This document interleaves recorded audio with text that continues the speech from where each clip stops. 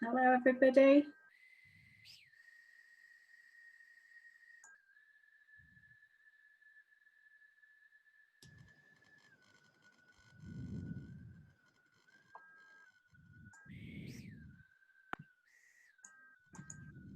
Sue, do you want me to allow people in when they come up as well? Oh, yes, yeah, you can do that, can't you? Yeah, that'd be great.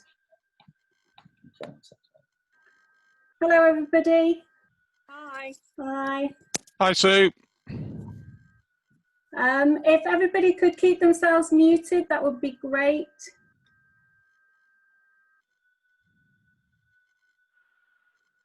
We're going to have the chance to do question and answers later.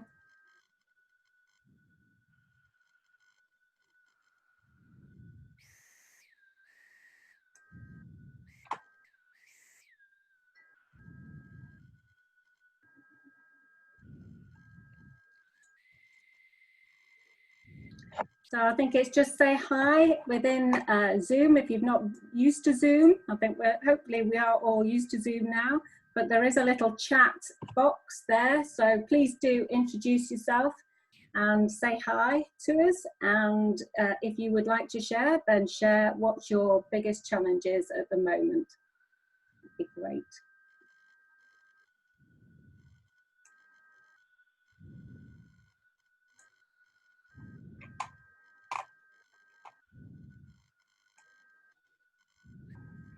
And we'll just let a few more people come in and then we'll start.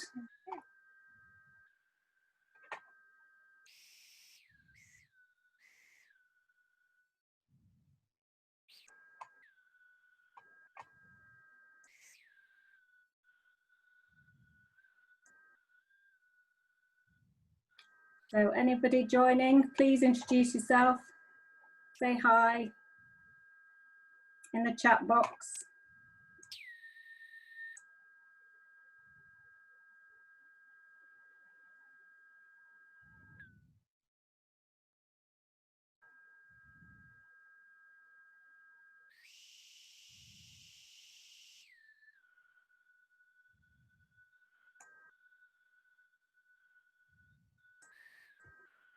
We're all very excited about this. First of our future-proof webinars.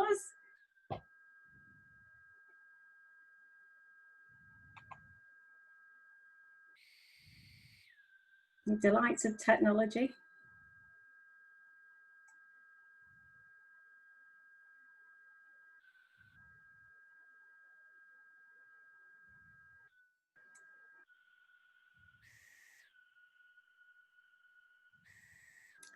Okay. Just wait another minute or so.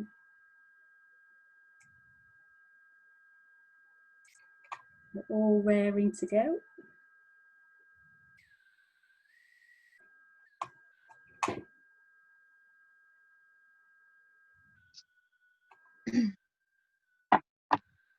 If anybody's coming in, if you could please put yourselves on mute, that would be great.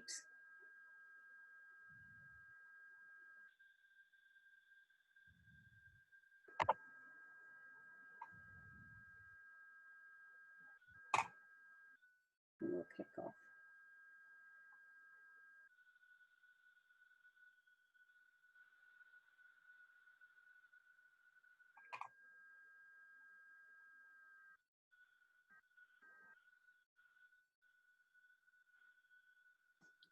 If anyone isn't familiar with Zoom, Hello, Susan. If anyone isn't familiar with Zoom, what you can do is open up the chat at the bottom and you can introduce yourselves and tell us some of your biggest challenges with business at the minute. And at the end, we'll answer any questions that you guys have throughout the call as well. So just at the bottom, you've got a chat option there.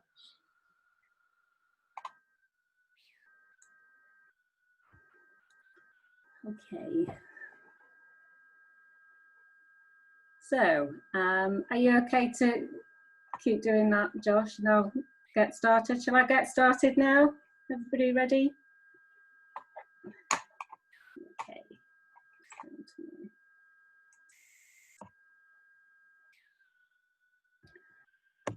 So, oh, I've got 5 more coming.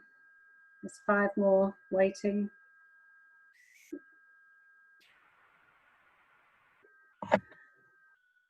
Okay, so I hope you are all ready for this.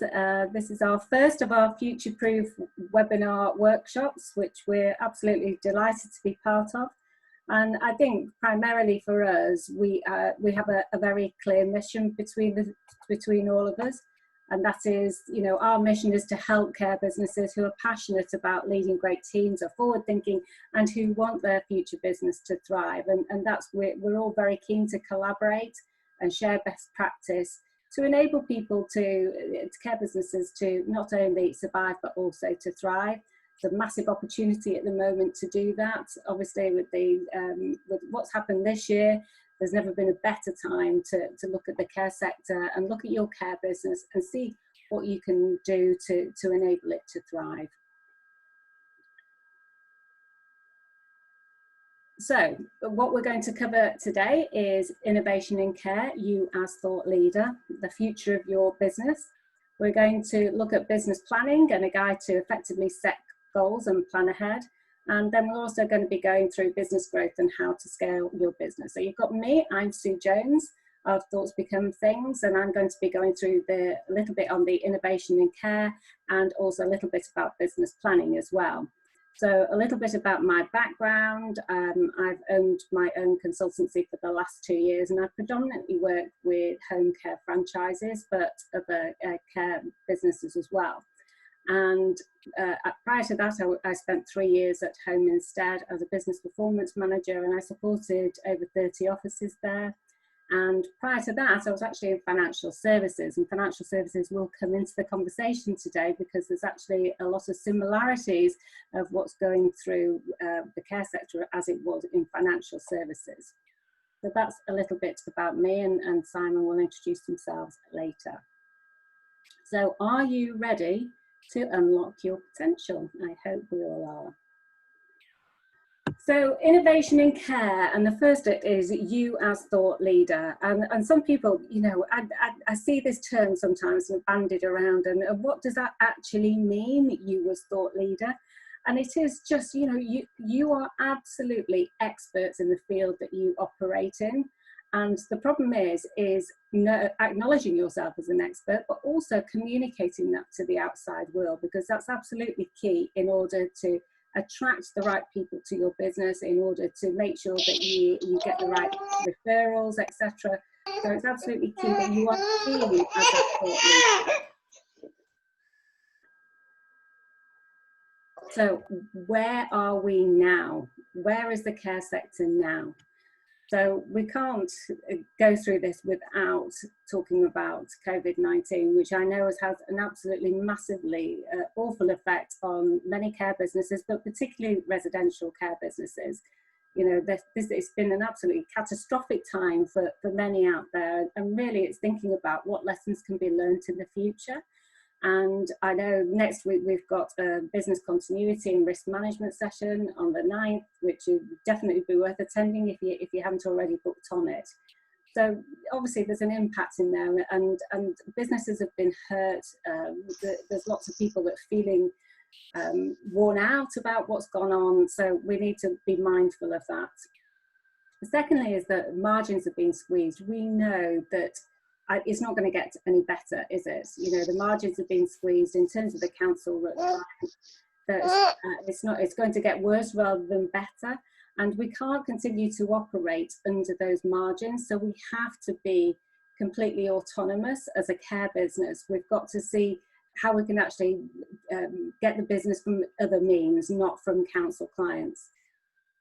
I believe there's a massive opportunity for the care sector now to recruit the very, very best people in the sector. And it would be really interesting to hear your thoughts on how much you've seen in terms of an increase in recruitment, because that's really pivotal to the success of your business, is to get the best staff. There's not many sectors out there where you could come in at the bottom and work your way up. So this is a really important opportunity now for that. And lastly, it is about lack of innovation. And the reason why there's lack of innovation in the care sector is because it's so busy. You know, most of the time, everybody is operating under a whirlwind. So it's literally, it's heads down most of the time. And it's really, really hard and difficult to lift your head above the parapet and see the wider picture and look at the future in terms of what your business might look like. So that's really where we are now. So in order to survive, you have to be in control of your own destiny. And that really means to rewrite the rule book. We need to start from scratch. We need to look at things in a completely different way. So I posted this on LinkedIn and I was really surprised at how much people spoke about this and how much they engaged with it, because this for me is the reason why I'm referring to financial services is because we actually went through exactly the same transition a number of years ago, because the regulatory model changed and all of a sudden financial services businesses had to transition from their old model into their new model. And I think this is very much at the same point as care businesses are at the moment.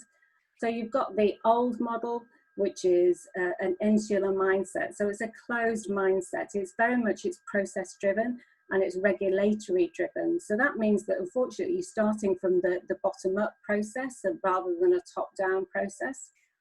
As we've just looked at, there is a lack of innovation, and that's because we've not got the time to devote to lift ourselves out of that. It's based on time and task-based care, and that, you know, the problem is that when it's time and task-based, there's no real value as far as the clients are concerned. It's paper-based, it's predominantly social funded. The language that is being used is service users, domiciliary and carers, and that absolutely means nothing to if you're trying to attract private clients, that sort of language, it doesn't resonate with them at all. You've got services, and there's a lot on the websites. There's personal care, catheter care, PEG, personal hygiene. Again, these are not valued services, they are just task driven. And then you've got the images. I mean, how many websites out there that have got images of vulnerable elderly person? And that's not what people are looking for. They're wanting much more happiness in their lives. So transitioning to a new model, that is much more forward thinking, and that's values driven. So that is sort of top down approach. That's what we're seeking. It's creative and it's innovative. It gives people the time and the space to be creative and innovative. It's person-centered and it's a valued service. And I'm going to go on and explain that in a moment. There's also electronic care management system. You have to have an electronic care management system in place, and I'll talk about technology in a moment. It's predominantly private clients, and just for you, so you're aware, is that Home Instead, they operate on a 90% private client basis. So it's 90-10 is the ratios of a Home Instead office. Now within residential care, a really good residential care business would have around 80 or 90% privately funded clients. So it's thinking where are you at in terms of those figures. The language that's used in there is about clients. It's not about service users. It's about care journey. At 4:30 this morning, I was thinking, well, what other word could we call carers? Because even the word carer, there is some sort of, there is a lack of, it just doesn't resonate at all, does it? People don't want to be cared for. They want to be enabled. They want to improve their independence. If people are old, they actually think to themselves, they don't think they need care. They say, I just need a little bit of help. So they don't recognize that within themselves as being cared for. So what about calling them, instead of carers, enablers or independent specialists? So there's lots of things that we can do, and this is all up for discussion. It's all up in the air. Well, how can we change the language to be more positive? And the services, health and well-being, there's social interaction in terms of those services, and it's enabling independence. The images are empowered images. They're not vulnerable images. There are people having fun. They're having a great time. They are being more independent. So you are looking, if you're looking at any sector in the world, there is an absolute magic formula that it doesn't matter which one you're in, it is there for everybody. The magic formula is to design a great service, or if you've got a great product or a great service, this is the magic formula. So first of all, you have to decide on what a great product or service looks like. So you design the product or the service. You then find the ideal client of what that service or product would be aimed at. And then you package that service or product into a lovely gift wrapped box that people want to buy. And you then go out and sell that product. So those are the things that you have to do in order to create a value proposition. And again, this doesn't matter what sector it's in. It doesn't matter whether it's home care or whether it's care homes, assisted living. It doesn't matter. This is the magic formula. So what I know that has been proven, and it's certainly something that I've implemented in Home Instead and within other franchises out there, is a monthly care package solution. And it's a proven solution that works and it's ideal for the care businesses, their care professionals and their clients. So what does that feel like for clients? How does that, what does it look like? What's the story behind it? And if you think about what is the client actually thinking when they come to buy a service from you? And every single person that comes in buy from you is generally, it's a stress purchase. It is a family member who is looking for something that's different, looking for something to really look after and support their loved one. So what does your business say about you? So if a family member or somebody is looking on the website, perhaps asking people about it, what does your website say that will make them think that you are the right care business for them? What's the language that's used on there? Would it resonate with them? Have you got their perspective that's completely embedded within the website? The next one is, what am I entitled to? And again, the complexities of care. I mean, I used to work within Home Instead. I needed to look for care for my mum. And even I have no idea the complexities of what the care system looks like. So how can you help them to understand that? What can you do to point them in the right direction for that is concerned? And the third one is the first phone call to your care company. When they make that first phone call, who will they speak to? What is that customer experience going to be like? Will they feel that they're talking to an expert who can put their mind at ease and allay their fears? And it's really important. That first customer contact is so important. And the fourth one is offering a valued service. What valued outcomes will their loved one have from your care service? Will they be happier and will they have a more fulfilled life? I was looking at, it's actually a care home, and they had a lovely case study on there about a client who had gone in a wheelchair, and within a few weeks they'd put an exercise program in place and she'd started to walk. Now that is such a powerful story to say, isn't it? They have enabled that by the care that they've offered, they've actually enabled them to walk again, which is just absolutely fantastic. So what are the case studies that you could put on your website that would tell people that? Ongoing support. How will your loved one be continually monitored and to ensure that they receive the great care that they need? And again, is you need to put that and outline and tell that story to any potential client that's there. And then finally is end of the client journey. And this is something that is very personal to me, but I'm sure it resonates with a lot of people who have had an experience of a care provider. And once the loved one passes away, you are left in limbo. Quite often, it's just having that point of call. Right, okay, if somebody dies, what's the process? Do you offer point them in the right direction for bereavement counselling, or is there funeral directors that you know that you value and you can point them in the right direction to those as well? Thinking about the amount of apparatus that were left in the house after my mum had died that we didn't know what to do with. How could you assist with that? So this is the care journey. This is what it looks like. And it's thinking about, okay, well, what step of the way can you actually improve in terms of your care service? And I've put technology here because technology is going to have such a pivotal, or is having an absolute pivotal place in terms of the care sector. And I've put home care there because I know that's the biggest growing market out there. And it's something that we're getting a lot of inputs now from assistive technology. And this is going to be massive. We've actually implemented this within the care package solution, within the monthly fee, is implement this assistive care solution, which is the sensors. So you've got sensors around the room. You've got access to a 24-hour support line that people can, so it means that they're safe. You know, if there's a problem, you'll get alerted, which is massively comforting for not only the clients, but also the families of clients. In residential, again, you've got assistive technology, you've got audio sounds that tracks the audio sounds that's going on in the residents' rooms, which means that they don't need to go and disturb them at night. So that's, again, that's a real great thing to have. Assisted living, again, they've got daycare centres. Sorry, assisted living, they've got the sensors, the room sensors, and the daycare sensors. They've got daycare is like social interaction.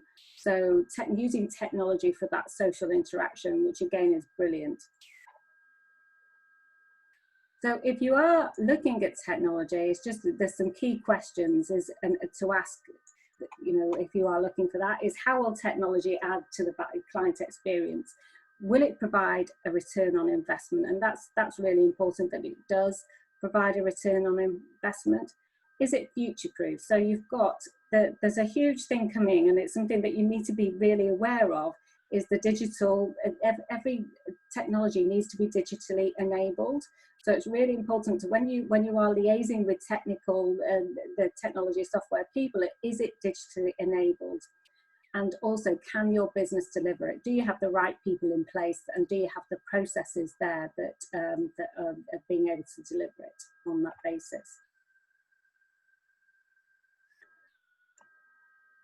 So this is about attracting private clients, so moving away from those socially funded clients, moving away from council contracts. So it's really about creating a value proposition that is, and align your website to it, is become a thought leader within your community. And how you do that, you need to be really, really centered into the center of your community. You need to be looking out there in terms of your contacts. So if you need to become the go-to person within your field of expertise, whether that's home care, whether that's dementia care, whether that's residential care, you need to become famous within your community. And that means going out networking. It means putting on community activities where you are seen to be part of. It's advertising that on your social media pages. Facebook is really, really good for putting that into place. You know, Facebook is great because you've got different types of community groups within Facebook, and you can find those quite easily. So anything that you can do to shout out that you are a thought leader within the community, you are a great company, and you are the go-to person for anybody that you're the business that you're operating in. And involve your team. And this is the most important thing, is involve your team. You know, there's a lot of people, because if you have operated on that, you know, you're blinkered, is that you don't engage the team. And what we've found certainly is that if you just ask people, what do you think we should do as a business? How do you think we could improve the services offered to our clients? You'll be absolutely amazed. So give them the platform to do that. And also provide them with the skills. Certainly from experience is that the majority of people in care, who work in care, are not comfortable with selling. And this is a real problem when it comes to attracting private clients, because ideally they would like to offer the services for free. And we can't get away from that. So it's really important that you give them the skills to sell consultatively, and that's helpful selling. So there's a reason why you're doing it, because if they don't come to you, they're going to get another care provider who isn't as good as you. So it's making them aware and giving them the skills to do it. So that's the summary of that. Has anybody got any questions? Is there any questions come up, Josh? Yeah, we've had a couple of people mention the term carer, and that their point of view is that we should be going away from that terminology and start using support worker, Yeah. or healthcare professional. So Yes. there are a couple of them that brought that up. So what's your opinion of that? I love healthcare professional. I think that's really good. You know, anything that's more positive, to be honest with you, that's you know, it's just, well, as I said, we're rewriting the rule book, so it's all up for discussion. Anything that's seen, I mean, support worker, I like the term support. It's just the worker bit that's you know, it's not quite right for me. You know, support enabler, I don't know, that's just semantics, isn't it? So it's just, but yes, it's much more positive. Yeah, I think also there's a difference between sometimes a support worker and a home care worker as well. So Yes. making sure people understand that. So I think healthcare professional is something that we've certainly used with clients over the years. So I think that's a better word to use. I think it makes the carers also feel like they're more thought of in a way as well, sometimes, you know. Has anyone else got any questions? We've got a question here which might be relevant for another day, but in terms of marketing your services to private clients, how do you address pricing compared with local authority pricing? That is about creating your value proposition. So it's interesting, I'm really glad you asked it, because I didn't cover it in the presentation, is the care package solutions. What we've designed is actually seen the home care companies go from £18 an hour to £25 an hour. So it isn't about, the problem is that when you charge price per hour, people value that price, that is constantly on their radar. So in terms of, and this is why private clients is so important. Once you create a value proposition, people understand the value, but all you've got at the moment is the task, and people don't really value the task. Okay, a few more questions. How can we engage our team when 99.9% are on zero contract hours? Well, again, another is, if you design a care package solution, it actually takes away the need for contracted hours. You know, you can actually offer contracted hours because it's a month. It's a monthly paid. It's paid for monthly, and it is basically they pay for the care whether they receive it or not. So it really benefits the clients and the care workers. Okay. A term that we've used in the past is variable hour contracts. Have you heard that one before? No. It's something maybe to consider as well. Can you be a care, I've got one here. Can you be a care provider and not call staff carers? We are a dom care and staff, and our staff are support workers, but love independent specialists. Yeah. So there's another shout there. Yeah. Becoming a thought leader leaves you open to huge repercussions in the unfortunate event of any untoward incidents. Well, I think that's just a statement. It depends what you're doing the thought leadership on, and I think that's, you know, it's your reputation at the end of the day, but that goes for any business owner, isn't it? Yeah. Yeah, I think that's all the questions, Susan. Okay. Brilliant. Okay, well, I'm going to move quickly on 26 minutes. And I'm just going to do a couple of slides on business planning, and then I'm going to hand over to Simon. Okay. So business plan, you're getting your foundations right. And we just spoke about, and I hope people can see, I don't know whether people can see my bit there, but, and this is just the start of a business plan. And what I spoke to about earlier was about having a top-down approach. And this is how you get your top-down approach. And it's looking at an executive summary within your business plan. So it's looking at your what your 3 to 5 year plan is. And there's if anybody doesn't know what a BHAG is, it's something that we used at Home Instead, which is a big, hairy, audacious goal. And it's something that you're striving to be, and it can be anything. You know, it can be personal, it can be work related, whatever it is, if you want to achieve it. You know, it could be work-life balance, could be personal ambitions. So what do you want to achieve personally for your business? And this is your why, and your why is so important. If anybody's familiar with Simon Sinek, He is, you know, he's the one who created the why, and it's actually really, really difficult to understand your why, because most people will say when they're in care is, I just want to support people, I want to make sure that they're cared for. But there's always much more deeper meaning to it than that. So it's really understanding that why. And the reason why that's important is because it drives everything that you do in a business, because that actually leads down to your core values. So, you know, that your core values, if you have core values, then it's never going to be a problem to make a decision within your business, because if it doesn't match your core values, you can just say no. So if you've got somebody who is not performing or not being like you would want them to be as a member of staff, just say no, because you're not adhering to the core values of the business. So it just makes it so much easier if you can get people to work alongside your core values than it is within a process. So it makes a massive difference. And then thirdly is your company vision. So based on and aligned with the personal vision and the company values, what do you want your company to stand for? And you need to create a company vision and a mission. And again, people think that this is a little bit airy-fairy, but it absolutely correlates to the success of the businesses, because businesses who have a great company vision and mission generally are really successful. And you've only got to look at Home Instead for that. But you've also got Amazon, they're incredibly successful. They have a very strong vision and mission, and Nike, again, they have a very strong mission and vision. So it's something that needs to be worked on, and there is a link within this page that will actually help you articulate that mission and vision in your business. And this is absolutely, and again,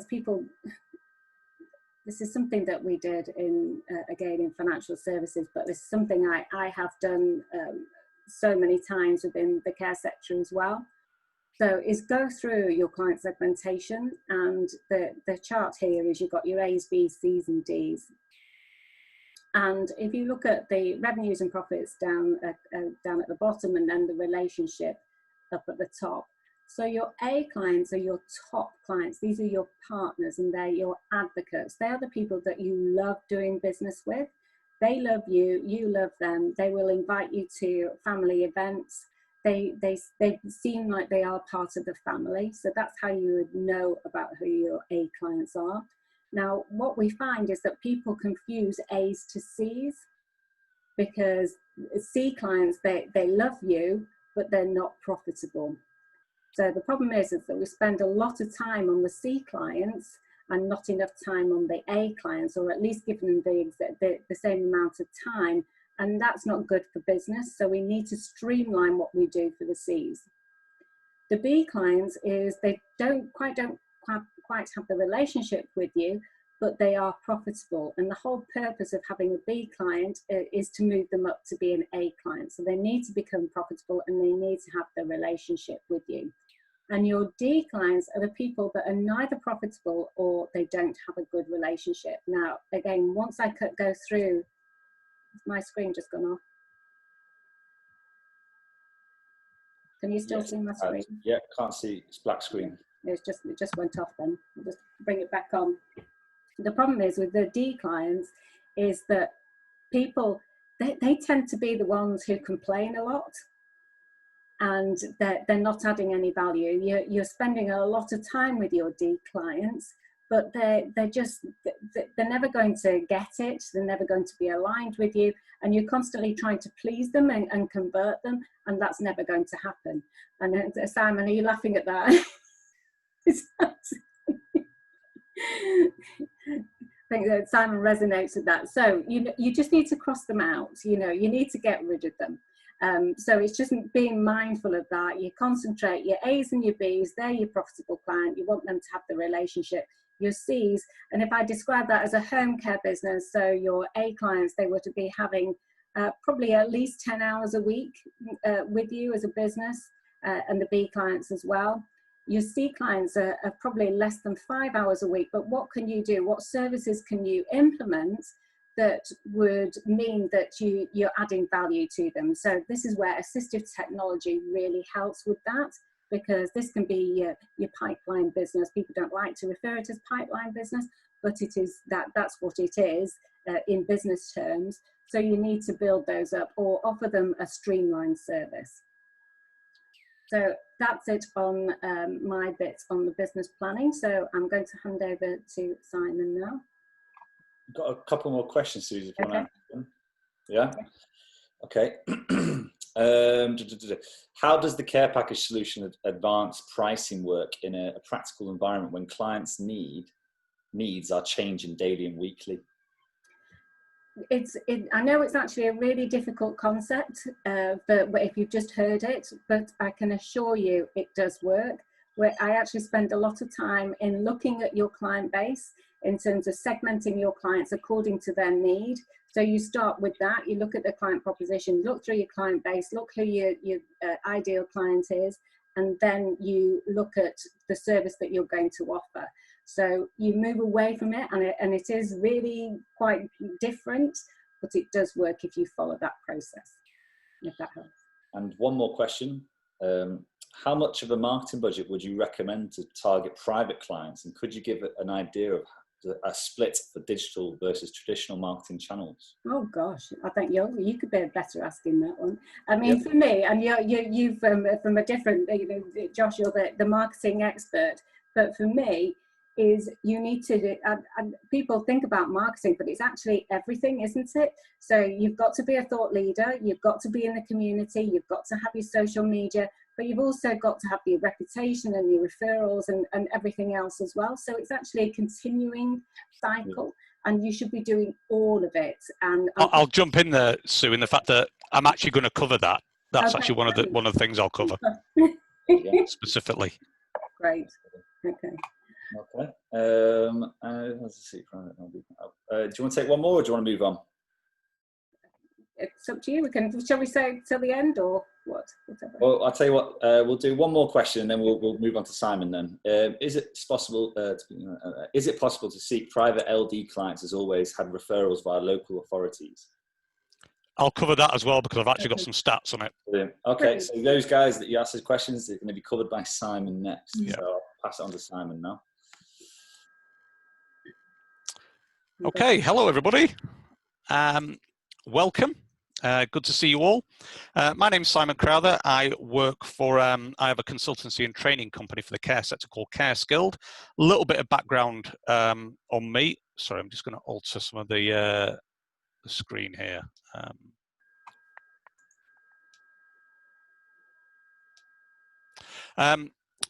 Yeah, just want to give a bit of background for me. I had my own Dom Care business, which I grew from nothing. I started it from scratch, just myself, and grew it into 7 branches. I've also owned nursing homes and care homes. I sold it to a PLC. I left the industry. I've had training companies within the sector, delivering care sector training, apprenticeships, funded training. I came back into it as a consultant. I've set up businesses for other people, and I've been working now for the last 2 years advising people and setting up businesses and doing consultancy and business turnarounds. So that's where I come from, and I've looked at how people operate businesses and help them do that, and I've done my own. So I just wanted to cover some major things that I see in terms of business planning and how important that is. Now, Sue started that, and actually Sue follows the same process I do. Starts off with the BHAG, the big, hairy, audacious goal. And that's what I say with my clients is, before you even start thinking about money, before you start thinking about your clients, you think about, what do you want? What's the purpose? Why did you get into this sector? And the reason you need to ask yourself that is basically because different groups of people have different requirements, and that requires a different structure for your business. So for example, if you wanted to build a multi-branch business and sell it out to a big provider, that's a completely different way of structuring that business and growing it and financing it than it is from saying, actually, what I want is to remain hands-on. I love doing care work. I just don't want to be working 80 hours a week anymore. I want to systemize my business a little bit more. I want to take a bit of a back seat, maybe work 2 or 3 days a week, but I still want to be out there involved with my clients. And if you're doing that as an owner-operated concern, it's a completely different way of funding that. So you have to start off with, what is it you want? Once you've got what you want, you then know how you build that business to achieve your personal aims. So if you've said, right, I want to build a business that's 5 branches and each branch is going to do £1 million turnover. Okay, that's a £5 million business. Great, we can get to there. We now know how to plan to get to there. We now know how long it's going to take. We've got objectives, and we start working backwards from that goal. So if we have a look, once you've defined what you want personally, and I've got a couple of my clients on this. I've seen, hello Yemi, I've seen you knocking about. There's a few other people around here. So you'll know that I spend a lot of time trying to tease that out of people, because it's amazing how people don't think of that and don't think about what they actually want. And when I ask them, what do you want? They say, oh, I want the best care business. What does that mean? You know, is the best care business 1,000 hours? Is it 500 hours? Is it you working in the business? Is it you not working at all? What does that mean? So once we've teased that out, we can then start creating the structure to get there properly. So let's have a look at the whole of the care market. Quite a lot of people are always amazed at just how big the social care market is. If we take the Department of Health and Social Care, so that includes the NHS, for example, including the NHS and all of social care, it's 10 times the defence budget. So people might think, Britain, big spender on defence. Health and social care is 10 times the defence budget. It's £145 billion. Defence budget is about 45 billion. Sorry, not 10 times. It's 3 times the budget. Sorry about that. If we look at just home care and boil that down to just home care, then we've got a market size within the UK of home care and complex care together. And when I say complex care, that's the stuff that's that tends to be commissioned by the NHS and the commissioning care groups. That's about £5.5 billion just in England. So that's not Scotland or Wales, just England. And if you look at the supported living sector, again, just in England, that's about 2 billion. So in total, that's about £7.5 billion in home care and supported living together. That means that if you break them down and the funding of that, the local authorities funded care accounts for about 2.39 billion in England. So that's 42%. So anybody that's mainly going home, not doing any private market at all, you're actually missing a good chunk of the market, huge chunk of the market. So you've got local authority will pay for about 42%. You've got private payers will pay for 27%. So nearly a third of the market is private. NHS complex care will do about 24%. NHS reablement is small, that's about 4%. And direct payments are actually pretty tiny. They're only about 3%. So if you look at that just on home care, that's not supported living, that's just home care. About £5.5 billion that ties up to. A £1 million business is only 0.02% of the entire market. A £5 million you is only 0.1% of the market. It's tiny, absolutely tiny. So the market's huge. There's so much to go at. As going on from what Sue says, there's a heck of a lot of competition. There's a lot of people out there, but there's also a lot of people out there that are not on webinars like this, that are not educating themselves, that are not looking to the future, that are not thinking about doing things differently. And you don't have to be that different to take a huge chunk of that market in your local area. You don't have to be you just have to be a bit better than half the others. And the market's there. The market's there to go at. So you think of all the people that are not on this webinar and others like it. They're the ones not looking to the future. And some of them might be sitting on their laurels because they've had it easy for the last 10 years, because they don't know that you guys are coming up behind them and biting at their ankles and you'll come out of nowhere. Sorry, my phone's just gone off. And you need to plan for that. If you want to be doing that, if you want to take that, you need to plan for that. So you need to be creative and innovative and stay ahead of the game, but also just basic business planning. You know, you say, right, I want to access this part of the market. I want to get to £1 million turnover or £5 million turnover. Great, let's write a business plan for it. So once you've decided what you want to achieve, you're then looking at the market, the local market, and you said, right, okay, I know how much I want to go for the local authority. Also, I'm not really accessing the private market, so I'm going to go for that as well. So then you think, right, how do I access that private market? And you've got to start thinking about these things. So the business plan shouldn't be just some document you write to get your CQC registration, and then it sits on a shelf and doesn't do anything. Nor should it be something that your accountant writes, because your accountant isn't a care provider. Your accountant doesn't know how the difference that you pay in mileage between visits affects your bottom line. So how you actually structure the operations of your business has a direct effect on your profitability. So you need to be looking at your business saying, okay, what's my growth rate for this year? Okay, I'm at 500 hours and I want to grow to 1,000 hours. How many clients a month does that equate to? What's my target to achieve that growth of 1,000 hours? Conversely, how many carers do I need? Now, there's a lot of people will take work on and then suddenly realize they've got no staff, and then panic and they haven't got any staff, and they're asking their other staff to go and do extra visits, and they're putting pressure on staff, and you know the sickness rates go up and the staff turnover goes up. If you've planned it out and said, right, I'm going from 500 hours to 1,000 hours, that equates to this many clients a month, you know, 5 or 6 clients a month, depending on what your average care package size is. That equates to X amount of carers you need to recruit a month. So then you can create your planning for your recruitment plan for the entire year. And then you can budget for that recruitment plan. So not only is your business plan something that's a financial document, it's actually then beginning to dovetail into an operational document of a recruitment plan, a marketing plan, a training plan. All comes from your business plan initially. So you've created that. You've said, right, I'm going to go from 500 to 1,000 hours.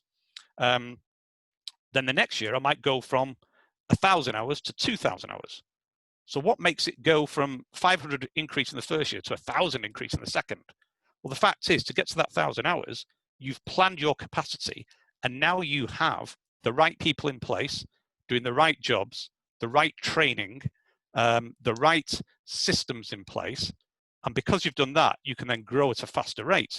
Your marketing plan should be kicking in by then, you know, so a year down the line, you're established, you're doing far more of your marketing. It's beginning to kick in, you're getting your message out there. Somebody asked about the marketing, so I'll come on to that shortly. So your business plan isn't just some dusty document. It should be a live document that produces your key performance indicators, both your financial key performance indicators that you should be reviewing with your accountant every quarter. You know, look at that and say, ideally getting management accounts in every month, but certainly reviewing your plan every quarter to see where you are, because you might want to go from A to B, but it's never a straight line. Usually it's up and down, because you will have staff that don't perform. You will have somebody that lets you down. You will have the best manager you've ever recruited will quit and go and do something else and leave you in the lurch. That's life. That's running a business. That will happen. And it's about structuring your business so that you anticipate all these things, that it's going to happen on that journey. So you're not surprised when it does happen, and you've put your training plan in place. Now, I've spent an awful lot talking about business plan and money and finance, but this also dovetails into really good care, because part of your marketing, part of the reason you exist, that you have come into the care sector as opposed to any other sector, is actually you want to do something good for people. You want to make a difference to society. If you don't, you're in the wrong sector. You might as well go and, you know, run another business, because you won't be successful unless you've got that heart to want to do it. And aiming to get the best care delivery possible, and getting the best care delivery, getting your outstanding in your CQC ratings, getting carers who getting your staff turnover low, encouraging people to come and work for you, because word of mouth, because carers think you are the best, you know, word gets around that you are the best care agency to work for. All those things come from the business plan, because you're thinking about it in advance and thinking, right, I need a proper training plan. I'm not just going to do a tick box exercise just to say, oh, I've done my training matrix. But actually, you're actually doing it to make your carers better at their job, so that your service users, clients, call them what you will, get a better standard of life. And that should be the goal of everything. You say, right, I want people to have a better standard of life. I want me to have a better standard of life, because we went through the big, hairy, audacious goal before. So I want a better standard of life, and I want people to have a better standard of life. And I'm creating a plan that will do those two things. And when you do both those things together, that's when you get up, that's when you can achieve it. And that's when you know your business plan, you've mapped everything out, and you also know how much it's going to cost you. Because if you're going to target the private sector in particular, you're going to have to spend money on marketing. That is just a fact. When I started, I've been doing this 20 years now. And when I first started, I didn't have a grey beard, I didn't have grey hair, but when I did start, it was easy. You just simply opened an office, told the local authority that you were there, gave them a phone number, and the phone didn't stop ringing. It was really, really easy. Now it's not. Now you have to work for it. And if you set up a business in your local area and you've just missed the tender where you're not on the DPS list, you're not going to get any referrals from local authority. So therefore, you've got to find the private clients. That means you've got to market. And you're just like any other business. Doesn't matter whether you set up as a kitchen fitter, doesn't matter whether you set up as a digital marketeer, it doesn't matter whether you set up as a consultant or a training provider. I'm here doing this webinar. Why am I doing it? Out the goodness of my heart? Partly, but I also want somebody to hire me. This is part of my marketing strategy. The content marketing, I'm giving out information to try and demonstrate that I know what I'm talking about so that people will hire me to do my work for them. So I've got to spend time, money, and effort on marketing to get you guys as my customers. You've got to spend the time, money, and effort on marketing. And budgets vary. So this comes back, just bear with me because I've made some notes on this. How much marketing budgets would be digital versus traditional? Well, how much marketing is, how long's a piece of string? It can be as much as you like. It depends. That comes back to your planning of where do you want to be. I used an example of 500 hours to 1,000 hours. Well, what if you wanted to go from 0 to 2,000 hours in the first couple of years or the first year? It's possible by buying another business, by having more money. You could buy a business, you could buy an existing business, you can throw loads of money into marketing, get all your team on board in one go and push it. I mean, I worked for a local authority and set up a business for them where I had £100,000 to set up the business. That was my budget to set it up. So I recruited from scratch an entire team, registered manager, occupational therapists, care coordinators, the whole team, about 30 people. Didn't have a single day's work coming in, but I had an entire team of 30 people. So they were trained, they were ready to go. And that means when the contract came in, because it was a block contract, we were just ready to go. And we went from 0 to £1 million turnover in about 2 months. Because that was planned, but it was planned and it was resourced. Most people are not in that position. Some people have a tiny budget. So you've got to work out, that's why it comes back to the business plan. What are you planning to do? What are you capable of doing? So let's go back to the 500 to the 1,000 hour example. You're going from 500 hours to 1,000 hours. And I use that as an example because it's quite common. There's a lot of people around about the 500 hour mark that would like to get up to 1,000 hour mark. And that's not impossible to do, How much do you spend on that? Well, you can spend as little or as much as you want. So let's look at digital versus traditional and the split, because that's a little bit easier question to answer. The fact is, if you're going to use digital marketing, you really need to go to somebody that knows what they're doing. So traditional marketing could be networking. It could be you going to network. It could be you going out, pounding the pavements, speaking to people in your community, getting known. So you're speaking to mobility shops, you're speaking to the pharmacists, you're speaking to district nurses, you're speaking to the social workers, you're speaking to the Royal British Legion, you're speaking to the Bowls Club. You're out on pounding the pavement, getting to know people. Well, that doesn't cost anything other than your time. Business networking events, you can go to those. Some are paid for, some are free. That doesn't really cost a great deal. Even the paid ones are a kind of a token amount in most cases. You could do flyer drops, offline marketing like flyer drops. Again, that's got a price. It's not huge. A few £100 will get you several several thousand flyers printed and a few £100, £500 or so to get them targeted to a certain area. So there's lots and lots of offline stuff you can do yourself. The digital marketing has a price because you've got to go to an expert to make it worthwhile. And I've learned the hard way, and there may be people on here that have learned the hard way. Try and doing it yourself, and it could be money down the drain. It is much better to go to somebody who knows what they're doing for the digital marketing. So your marketing budget might be skewed. It might be that you've got, say, £1,000 a month, and it might be that you're putting 90% of that into digital marketing, but the digital marketing might only be giving 20, 30% of the return. But that's because that's how much it costs. You know, that's it. So you can't really say, I can't give you now a budget, you know, I can't give you on here the budget split. I mean, very roughly, I tend to work with my clients on about a marketing budget of round about between 3 and 5% of your turnover put into marketing. How you split that down is really down to you. And again, it comes back to what I was talking about before, which is how are you setting up that business? So I have clients who are business owners, existing business owners who want to start a home care business, but they don't want to they've already got a day job, so they don't want to get involved in the day-to-day. So they're not going to be going out doing face-to-face marketing. It's not going to happen because they've got a day job. I've got other people who are very much, they are the registered manager, and they are going to go out and they are the face of the business.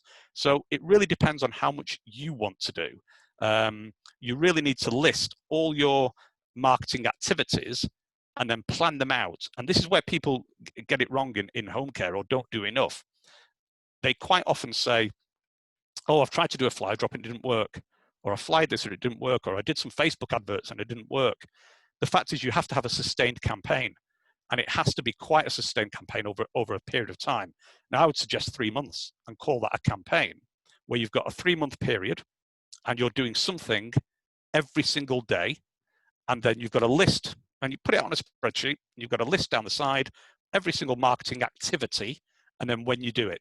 So some things will be every day. You might tweet, you might post on Facebook groups, you might, you know, do your social media, you might, you know, that's the kind of thing you do every single day. There might be things that you do once a month, which might be, you might get a stall made up for yourselves and go to visit farmers markets or county fairs or craft markets, where you set yourself up. If you've ever been to any of these and you've seen the likes of the National Trust there and the RSPB, you know, and people like that, you can go to these places because you're getting footfall of your target demographic, and that's, you're giving out the brochures and you're showing yourself. That might be once a month. It might be digital marketing, might be every single day for a period of 3 months. So you've got different things on different days, and you plan those out. So you've got an activity, you know exactly when the activity is happening. And again, ties back into the business plan. So that's kind of my ethos on business planning. It's about thinking where you want to be, where do you want to end up, and work back from that. What is my goal? What is my mission?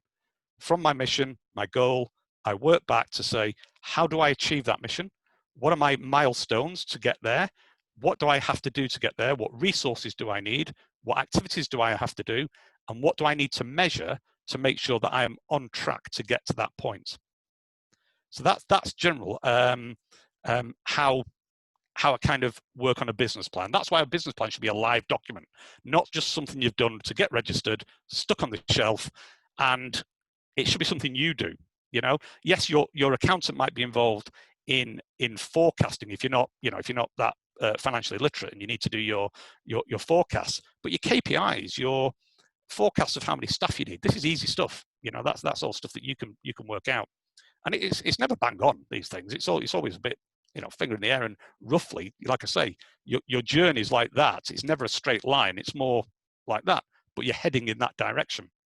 So that's more or less my kind of the business planning side of stuff. I wanted the second part of what we're after was to do with how to expand. You know, once you've done that, is how to expand. So before I go on to that part, are there any questions? Any questions that people want to? I did see that marketing budget, how much digital versus traditional. I think I've addressed that. Anything else? Has anybody got any other questions before I? I've got one. It's quite quite a personal one to your business. But what is, on average, the client acquisition cost for your clients? Okay, client acquisition cost. That's a really important thing to work out. And if you don't know what that means, that is how much are you prepared to spend to get a client into your business? And that's, you know, it's again, back of fag packet stuff. Let's just do some very, very rough, you know, my maths isn't that great. So let's very, very broad brush. Let's say you charge £20 an hour. Yeah. And you deliver a care package of 10 hours a week. Yeah. So it's 200 quid into the business. And of that 200 quid, you know, you might make 10% profit. Yeah. So again, back down to £20 profit. Okay. So that's your profit, your £20 profit. What's that? What's that times by 52? What's £20 by 52 is what? Told you my maths was bad. £20. So that's £1,000 profit a year. How long does an average client stay with you? Well, let's say 3 years. I mean, a lot of these are, you know, finger in the air stuff, but let's say 3 years. So that's 3,120 quid. So that's £3,000 that client is worth to you. Then you ask yourself, what are you prepared to pay to get £3,000? And I put it a really simple way, you know, with some of my clients say, if you gave me £500 and I gave you 3,000 back, would that be a good deal?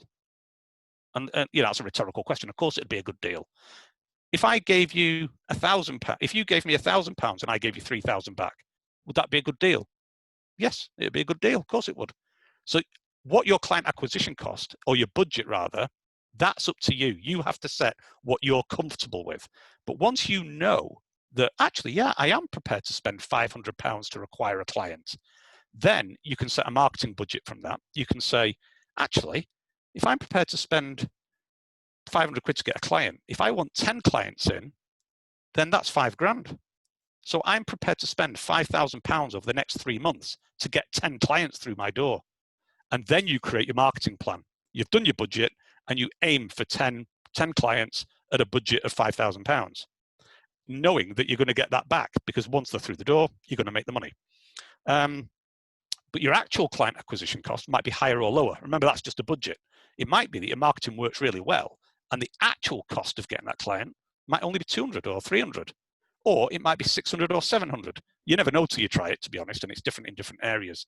So you've just got to go with it, you know, with a budget and see what happens. The key, though, is you've spent some money and you've got the clients back in. You've got a target, you've got a plan, and you've gone and done it. Can I just add to that as well, yep. Simon? That's a very important point that you made, is it does depend on location. It does depend on what you've previously spent as well. A big thing with our clients is you have to spend money in order to understand in your territory for your business what the sort of return is going to be. I can tell you now, in the sort of London area, we've got a lot of established clients down there, and their spend for client acquisition is around about the £500 to £1,000 mark. And that depends on the month of the year. It depends on what's happening. COVID-19 is a big influence on that. So it is a case, like Simon said, you do have to test it by applying a budget to it. And that budget you have to set aside for 6 months to a year to truly understand what the true value of that budget is. So yeah, I completely agree with Simon there. Yeah, and that's why on the business, going back to the business planning side, on the business plan, within my clients, I put the marketing budget in for the whole year. I mentioned a campaign of 3 months. I just put a campaign in, so that's just one campaign. The next 3 months, you've got another campaign. And the reason I chop it up into those is because you'll adjust things. When you're starting off, you haven't got a clue. So you just try it, and then you might find, oh, flyer drops work really well for me here, and digital Facebook advertising worked really well, but Google pay-per-clicks didn't. My social media worked really well. Oh, my recommendations, my staff worked really well. In fact, I'm going to pay my staff £200 for everybody they recommend, because that's really cheap and it worked really well. So then the next campaign you do, you've got a bit more of an idea of what works and what doesn't work. you know, so that's why you chop it up into those, you know, basically 4 campaigns a year spread out, you know, that you can, I mean, you can do it however you want, but this is how you start. And as you go along, you get more sophisticated as you know what you're doing and you're getting the data back in. Any other questions on that? That's all the questions so far. Okay. We'll just go on to a little bit about scaling. And scaling a business, my belief is everybody should be trying to scale their business, even if they don't want to. Now that might sound a bit daft, but the reason being is in order to scale a business, it has to be systemized. It has to work without you in the business. So even if you didn't want to scale your business, simply having the business that you've got where you don't have to work in it has got to be a benefit to yourself. Yeah. So if your business is working really well, and if you're the kind of person who's just starting off, or if you find that you're being let down by your staff a lot and you're pulling in, you know, a 50-hour week on a regular basis, you want to get that down to working a 20-hour week, but your business delivering outstanding care. Now, you don't mean you have to grow, but what it does mean is in order to get to that stage, you have systemized your business and you're getting key performance indicators, you're getting information back out. Essentially, you've got regulation 17 screwed down. Yeah. You're going to get an outstanding on well led, because in order to achieve that, you've put in place all the systems that CQC want to see for quality assurance. They go hand in hand. So the more you invest on hand in hand, the more you invest on the systems and you training people early on and you getting people to do their jobs correctly so that you don't have to, you're working to make yourself redundant. The more you can do that, it means you've got a systemized business. And if you've got a systemized business, you can measure it. If you can measure it, you can show it to CQC. And that's where the good, you know, and then actually, and I know this for a fact because I've got people who've done it. They've got to that stage. They've said to me, oh, I don't want to grow, Simon. I don't want to grow. No, I'm happy doing this. 6 months after they've done that, they're twiddling their thumbs on the board. And they say, right, time to open the second branch now. And they never wanted to, you know, but because they can. And it's no longer a horrible thought to them. It's no longer thinking, oh my God, I'll never open a second branch. I'm just working too hard. So the way to think about that is you've got to, again, it's all about investment and not always money. Quite often it's time and it's certainly patience. So you might be, you know, to make yourself redundant, you've got to start, first of all, create an org chart of the structure that's in there. You've got to have a job description for every single person. And that job description has to tie in to each process that you do. So your business has to be processed. You have to write those processes down. And if you're the person that's doing it all in your head because you're an owner operator and it's all in there, you've got to spend time literally writing it out. Right, okay, what happens when a client inquires for a new care? Who answers the phone? Where does that go to? What do we do? And you write it, or literally just write it down what you're doing. Right, what do we do then? Who goes out to see them? When do we send them a brochure? When do we chase them up to see what they want? Oh, they've signed a contract, right. Who does that signing the contract? Write that down. Who does the first assessment? And then it just goes on like that. If it's a local authority, say it might be, okay, the discharge team or the brokerage team have rung me up. They want me to take on a client who's a discharge from hospital. Okay, what happens next? Right, well, we do this. Right, who goes to the hospital to do the first assessment? We do that. What happens if we don't have a chance to go to the hospital? And the first thing we find out about it is when they've been sent home. Right, who does that? Who does the home safety risk assessment? Who does the initial assessment? Where does that go? What folder does it go in? Or what you know, if you're using an electronic system, how does that done? How do we allocate carers to that? How does that fit into a care plan? How does that fit into rotas? How do we make sure that the carers know they've got a new client? So you're literally just writing every single thing down. And when you've written a process for everything, you know who in your organization chart is responsible for that process.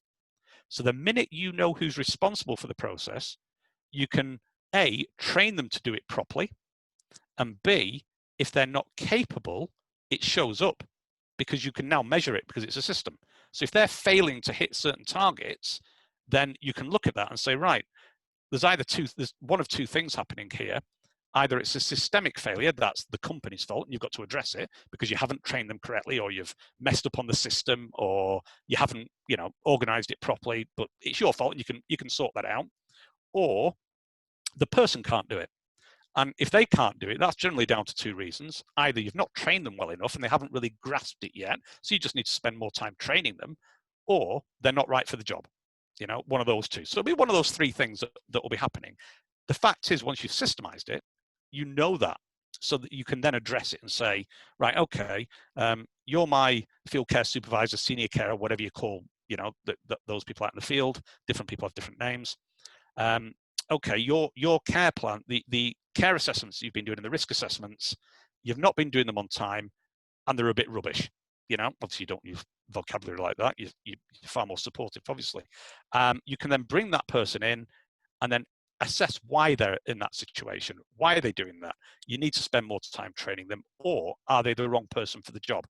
So you're looking at two things at the same time there. And then you can make sure that you've always got the right people who have been trained correctly doing the right jobs. So if you build your thing around the field care supervisors, you can actually then chop down your areas. So let's say you're doing 500 hours and you want to grow to 1,000. I do use that example a lot because it's quite common. Most people can relate to that. You could actually chop down that 500 hours into 2 areas of 250 hours each. And you give one of those areas to one senior and one, or field care supervisor, and one to another. And they own it. They own those areas. Now you've trained them how to do all the tasks. You've spent time with them and you've supported them. So you're not doing it anymore. You're not going out doing assessments. The registered manager's not going out doing assessments. The registered manager's not going out doing quality assurance visits or doing any of those. You've actually trained other people how to do it. And then you spend your time checking they're doing it correctly, or the registered manager's doing it correctly, and you're checking the registered manager. So everybody's checking everybody, and ultimately CQC are checking you, that you're doing it correctly. So it's just filtering it all down like that. And you end up with lots and lots of these little cells all over the place that are run by field care supervisors that are nice, easy, bite-sized chunks to manage, and they've got staff working for them, and it becomes their area, and they get ownership from that. And then you can actually start playing them off against each other, not in a bad way, but in a good competitive way. Who's got the most compliments? Never say who's got the most complaints, because that's all negative. It's all going to be positive stuff. Who's got the most compliments? Who did the most hours? Who had the least sickness? And then usually because you don't want one person doing better than the other and getting people down that way. Quite often you can play the game yourself a little bit as a manager, where one team wins a prize for the most compliments, and the next one wins a prize for the most increase in hours in the week. So everybody's always getting something, and you can start generating that competition between them. Who's done the most quality assurance visits? Who's had the best time? Because if you're using electronic monitoring systems, who's got the best timely amount of visits, or whatever it is you want to do. But you're breaking it all down into bite-sized chunks that's systemized. And then once it's systemized, it becomes a lot easier to do. And it becomes a lot easier for you to recruit into those traditionally hard to recruit positions. Because guess what? It's not that stressful for the staff anymore. It's not that stressful for the field care supervisors, because they know what they're supposed to be doing, when they're supposed to be doing it, what's supposed to be done, and you're investing in that training earlier on. So I'm talking about scaling a business for financial reasons, but in fact, what you're doing there is, in order to scale it for financial reasons, you have to invest in training. You have to invest in staff. You have to invest in the skills that those people have. Well, guess what? You're doing that. You suddenly start looking at some of the care regulations. You can start thinking, oh, that's outstanding, that. What I've just done in that training program, that's outstanding. That's above and beyond. Right, I'm going to write that up and sell it to the CQC when they come in as an outstanding activity that I'm doing. And it goes in your outstanding folder. Then that comes into your marketing, because you can actually push that across your social media, where you're saying, oh, we've got this fantastic training system for our staff. We really invest in our staff. That's what clients want to hear. But it's also what any potential care worker wants to hear. Oh, I'm going to work for this company. They really invest in their staff. There's another thing you can do, just going off on a bit of a tangent there. There's another thing that you can do, with that is actually have a proper career plan, because once you've systemized it with your org chart, where you might have a care worker, a trainee care worker who's still at the shadowing stage, a care worker once you've signed them off as competent, a senior care worker, and a field care supervisor. Now, this is just my way of doing it, that a senior care worker, just for me, and I'm aware that people give different names to different things. So my way is the senior care worker is a care worker. They don't really do much in the way of management, but it's kind of the person who you trust to take somebody out shadowing. So it's the person that you think is, yeah, they're really good, and this new care worker, they can go and follow them for a day or two, or a week or whatever, because their standard of care is really high. So you've then got this, suddenly you started this career path of trainee carer, senior carer, field care supervisor, care coordinator, doing all the rotas and doing all the systems, producing the reports for you, managing the electronic management system, care manager, stroke registered manager. And then if you're really confident with yourself and you really want to take the long-term view, give them a career option that exits your business. Now that might seem counterintuitive, that you've just spent a fortune recruiting people. Why would you want to get rid of them? Well, they're not exiting to your competitors. They're exiting into the sector to bigger and better jobs for them. So they might exit to go to college, to go and become a social worker, to go back to nursing, to go and do a degree in nursing, to go and become an OT, they might go to competitor because they might want to become a care coordinator, but you just don't have any care coordinator jobs. And that's good, because they're not leaving a carer to become a carer for a competitor. They're going for personal growth. And that's great, because you can shake them by the hand and say, thanks very much, make a big deal about it. And that gives confidence. This is where you look at things on a wider strategy. That gives confidence to people to say, actually, I'm going to work for this company because they genuinely care. Word gets round. You know that the Bush Telegraph is the fastest on earth, and with social media, that is tenfold. All your carers, I don't know if any of you are members of care worker Facebook groups. I mean, some of them are pretty horrible cesspits to go into at times, but go on there, because the bad employers are absolutely ripped apart, but the good employers are spoken about. They actually say, come and work for me. And they're talking on the Facebook group saying, come and work for our company. And that's your recruitment. Suddenly your recruitment bill, which might be high initially, it suddenly starts dropping off, because you're getting these referrals in and you don't know where they're coming from. There's just really good people knocking on your door. In fact, it's all that, they're talking about it. So you get to be a reputation, and in a wider area of being, the way I look at it is the first rung on a social care career ladder. So if I could use I use this as a really extreme example here. I know we're going off topic here, we're going off on recruitment a little bit, but it is about systemization. That's the whole point of it, and growth. Because I look at staff as the raw material. Yes, you can market to clients to get in, but if you've got no carers, what's the point? So they're two sides of the same coin. You've actually got two marketing campaigns. You've got one marketing campaign for clients and one marketing campaign for staff. And part of that marketing campaign for both is really investing in. It's why I run a training company. I didn't run a training company because I thought, I know I'm going to get into training because I don't want the headache of being CQC registered, but I still want to be involved in the sector. I started the training company my training company came out of my care company. So I had 7 branches of home care. I had about 600 staff scattered throughout the Northwest. And I got sick of my staff going to colleges or going to other training providers and coming back with nice certificates, but no actual skills. So I wanted to upskill my own staff purely so that I became better and I got more clients in. It was a selfish business reason. I wanted my clients to be in receipt of the best care possible. So that, to get the best care possible, I need the best carers. So I set up the training. That was my ethos. So that's why I invested in the people. And I had a lot of people leave to go on to become nurses, to go on to become social workers. But guess what? 3 years later, I got loads of referrals, private referrals, from district nurses, from social workers, from OTs. Why? Because they used to work for me. So they ended up, our reputation started spreading, very strategic kind of, I mean, it wasn't planned, that was part of my learning process, it just happened. But I did believe in that I used it as part of the recruitment campaign, saying, and it helps as well, if you want to recruit people who are not currently in the sector. Now, this is a big deal. If they're not currently in the sector and you want to recruit them into the sector, this is the kind of thing you can offer. And for the first time, COVID's been horrible, and it's been horrible for you guys.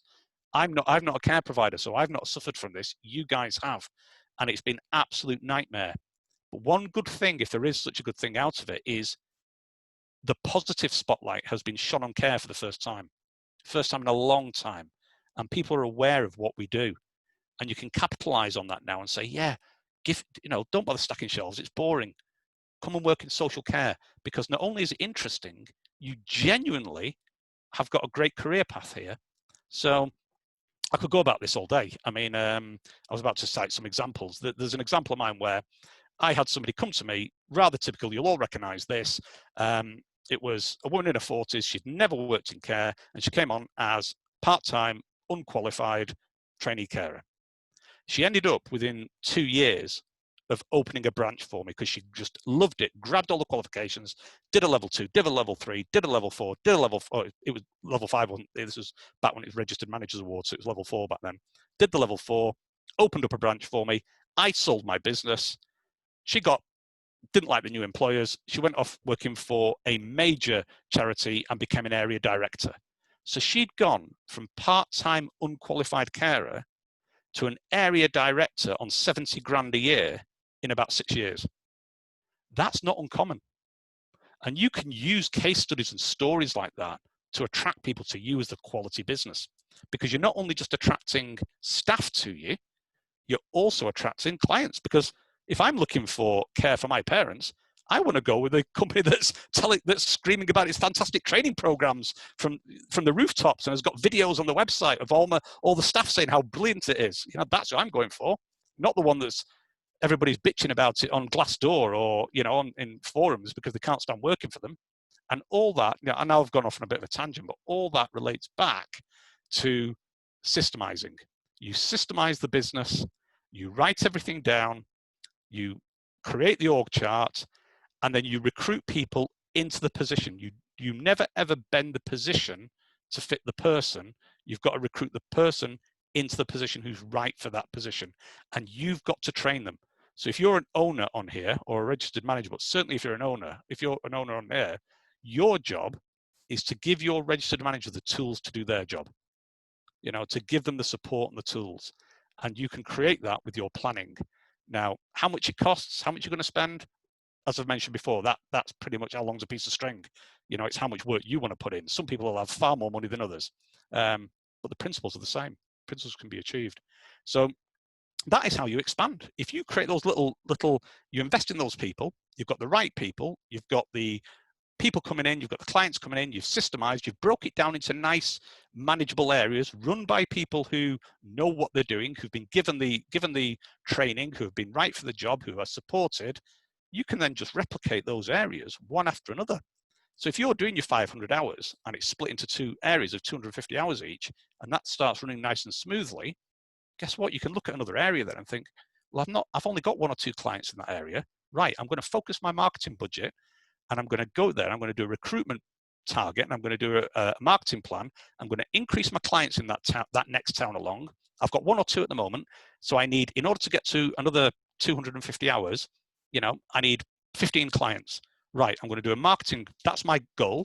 I'm going to do a marketing plan and a recruitment plan that goes side by side with it. Bang, you've just created another area that's staffed. Then you do another area, then another area, and you just keep building it up like that. And if one of your old areas goes from 200 hours and is increasing within that area up to 500 hours, you just split it again in 2 and divide it and divide it and divide it as you're growing. And then you might decide, okay, that's my town that I'm in. What about the next town along? So, I live in Bolton, in Manchester, in north of Manchester. So say I build it up in Bolton, I've split all Bolton up into the different areas, I've got it. I might then say, right, I want a branch in Bury now, which is next door, about the same size, about 250,000 people, slightly smaller, about 200,000 people. right, that's where I'm open my next branch. And I just replicate exactly what I've done, and I just replicate it. And as the owner or the director, I can now step away because I've systemized that business, the first one, and it's working. So I can now step away to the second one, and I can scale it like that. And scaling is never linear. It's flat and it's flat and it's flat, and then suddenly expansion happens quite quickly because you've built the foundations, and then those foundations can be replicated. You might spend a couple of years building your foundations, so you could end up investing for 2 or 3 years without much expansion, but then open 3 or 4 branches within 1 year. So you might have a 5-year plan. 3 years you don't actually do anything, and 2 years you quadruple the size of your business in the last 2 years because you've spent all the time building the foundations ready to go. I think is that my time up? I mean, I think I could be going on this all day. So I do appreciate you. If some of you have fallen asleep, I do apologise. Hopefully, some of you have found that useful. Are there any questions there? We've got one question. Yeah. Of the numerous marketing activities that are available to us, which are the ones that you would recommend to focus and attract private clients? I'd do everything. I mean, that's where it comes back to. It's got to be a campaign. There is no magic bullet. In terms of your spend, I would dump it all into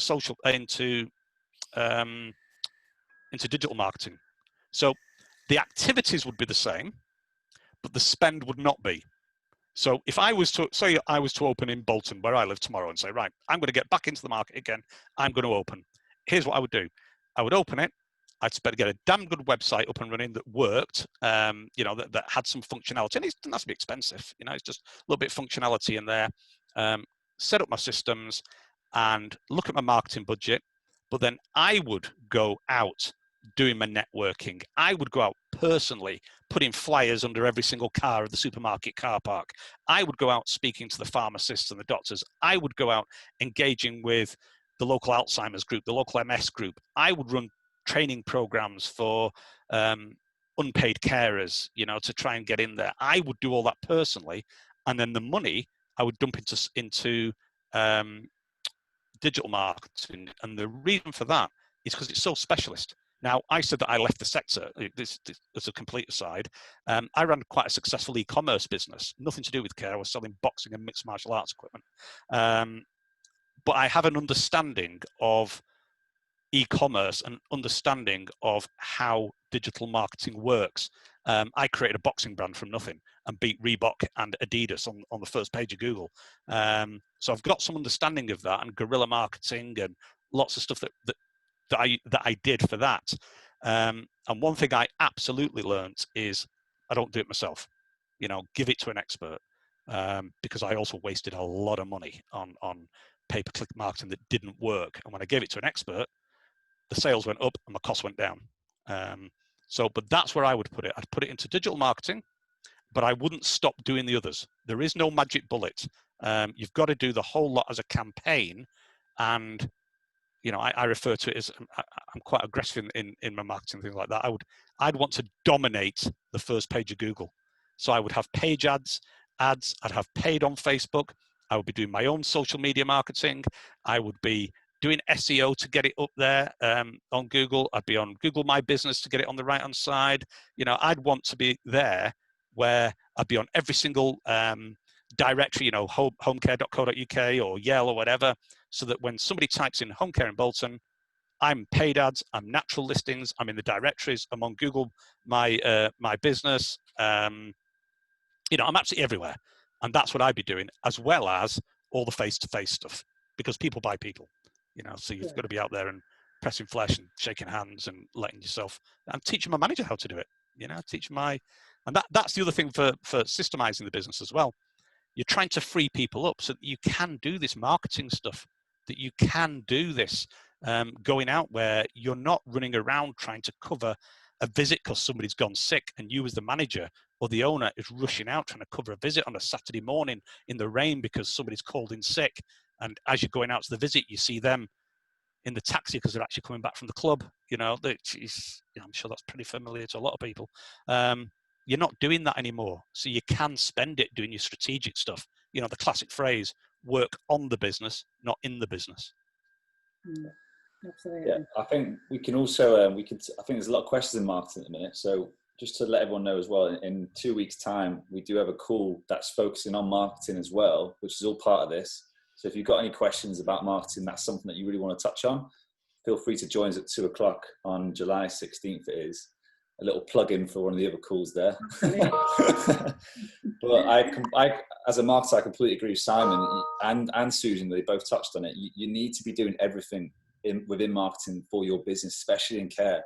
There isn't just, you can't put all your eggs into one basket. You can't stick to just traditional methods. You need to be doing everything.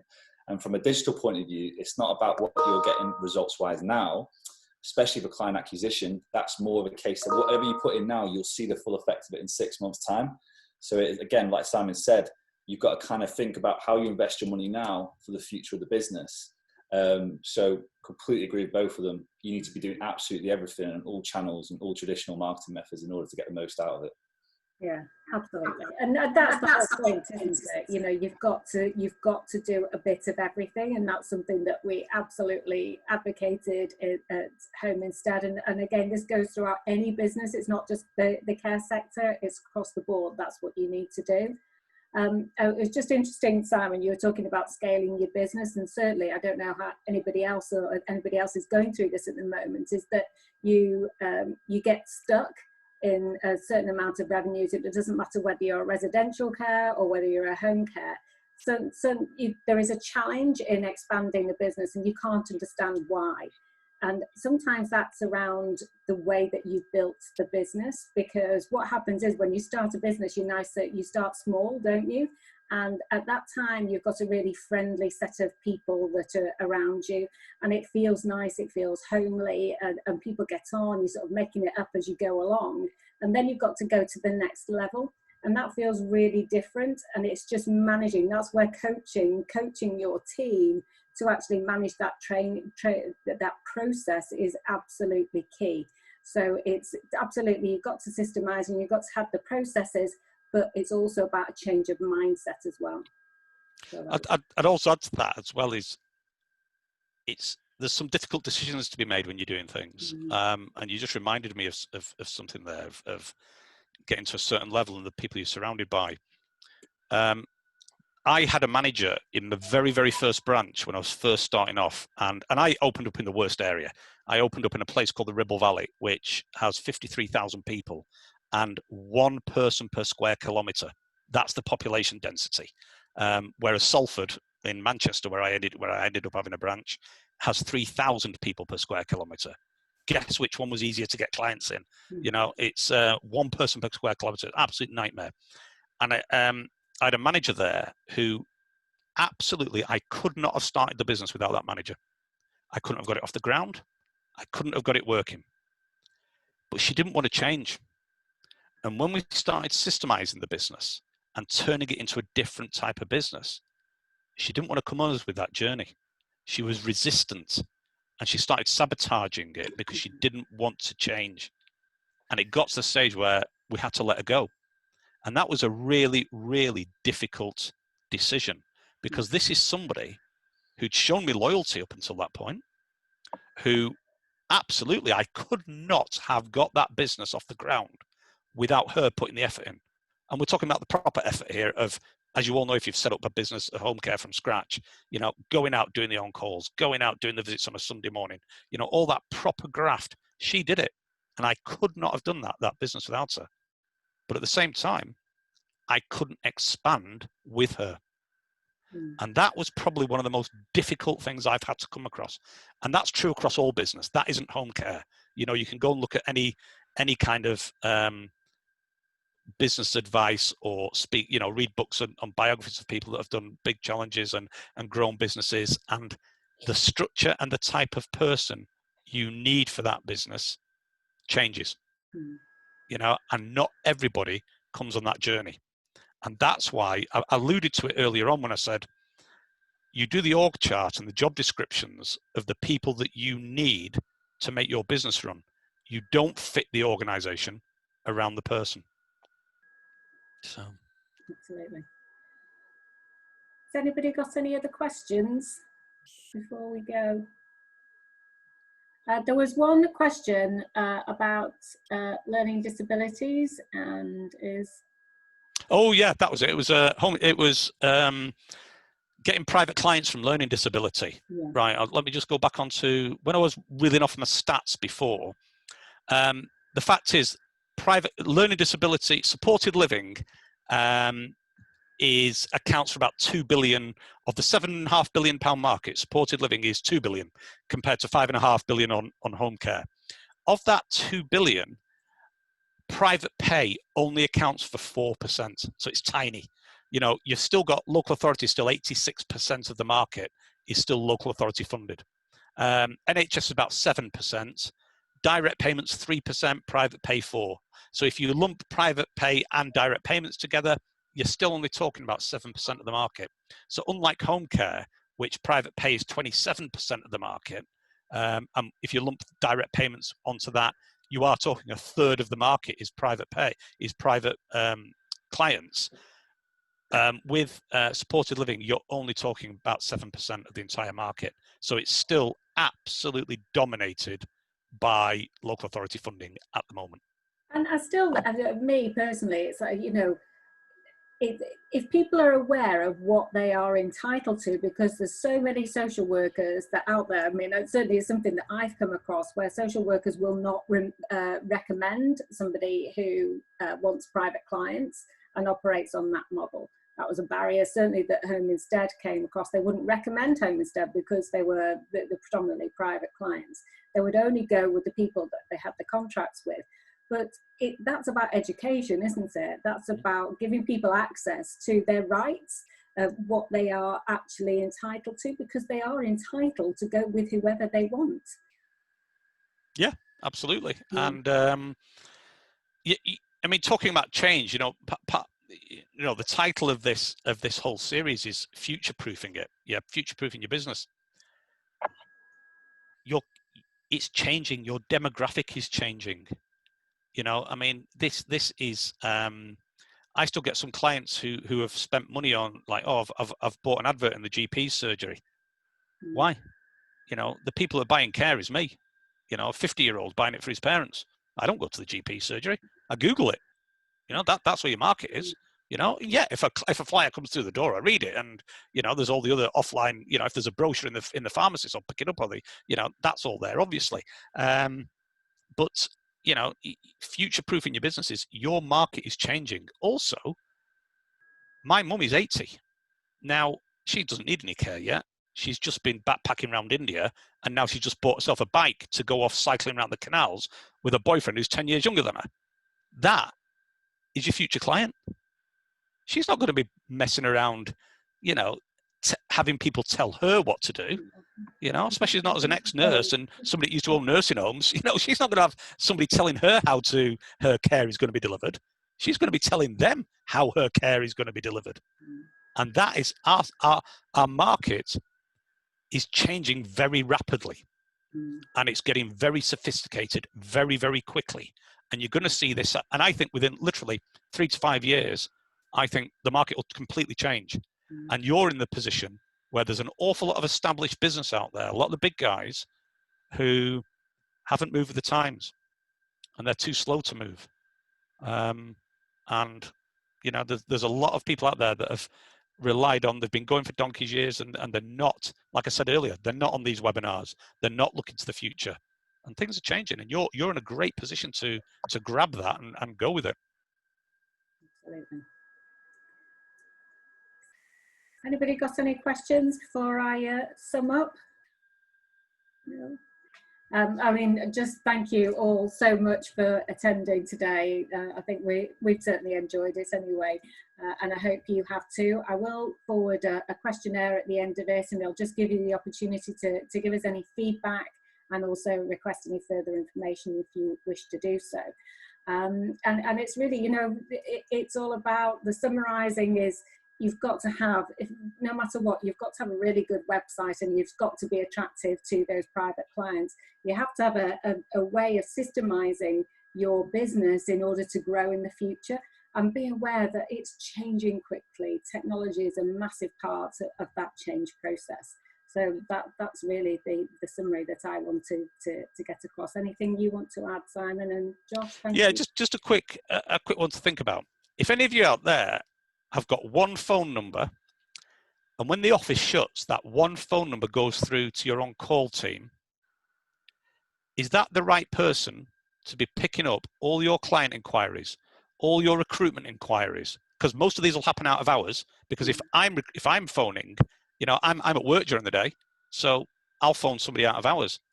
So going through to an on-call person who's suddenly got to deal with a carer who's late or a carer broke down, they're not going to be putting the best into your first impression as a potential client. Is a stressed out on-call manager who's trying to work out how to cover a visit.